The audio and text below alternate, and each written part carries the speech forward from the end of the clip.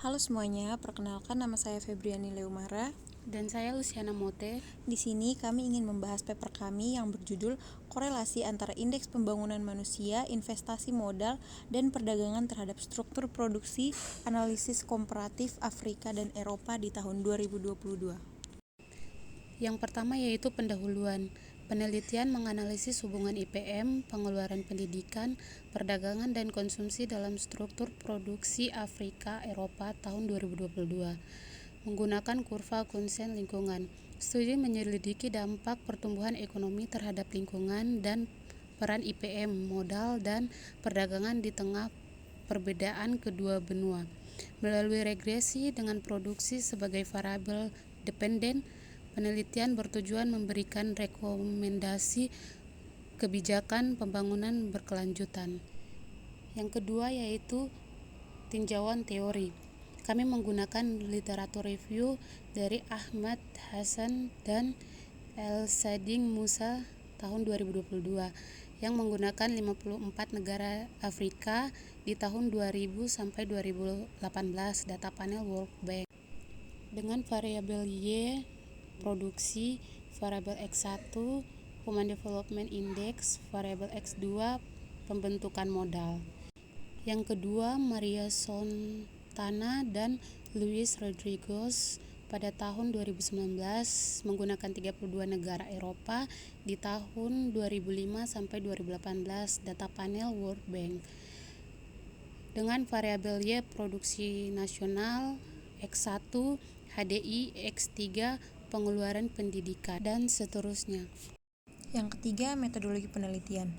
Model yang digunakan dalam penelitian ini adalah sebagai berikut. Yang pertama, log Y sama dengan beta 0 plus beta 1 log X1 plus E. Yang kedua, log Y sama dengan beta 0 plus beta 1 log X1 plus beta 2 log X2 plus E. Yang ketiga, log Y sama dengan beta 0 plus beta 1 log X1 plus beta 2 log X2 plus beta 3 log X3 plus E. Dan yang terakhir, log Y sama dengan beta 0 plus beta 1 log X1 plus beta 2 log X2 plus beta 3 log X3 dan beta 4 log X4 plus E. Keterangan variabel Y adalah produksi, X1 indeks pembangunan manusia, X2 pembentukan modal, X3 pengeluaran pendidikan, dan X4 adalah perdagangan. Yang berikut hasil dan pembahasan. Pada tabel 1, sampel global, X1 berpengaruh positif dan signifikan, sampel Afrika, X1 berpengaruh positif dan signifikan, sampel Eropa, X1-nya tidak signifikan.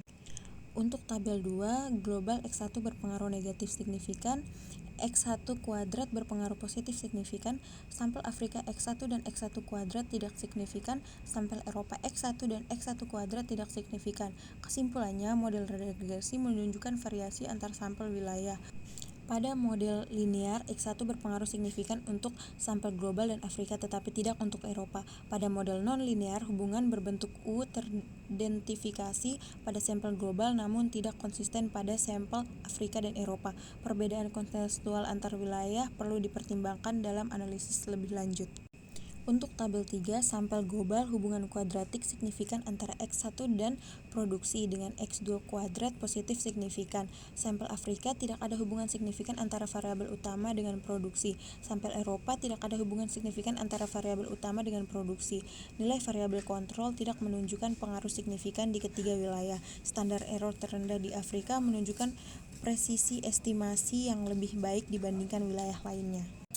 Kesimpulannya, penelitian ini menemukan hubungan U terbalik yang signifikan antara variabel X1 dan produksi hanya di wilayah global yang selaras dengan teori Environmental Caithness Curve atau EKC, namun di Afrika dan Eropa hubungan tersebut tidak signifikan atau tidak konsisten. Ini menunjukkan bahwa teori EKC tidak universal dan sangat dipengaruhi oleh konteks regional.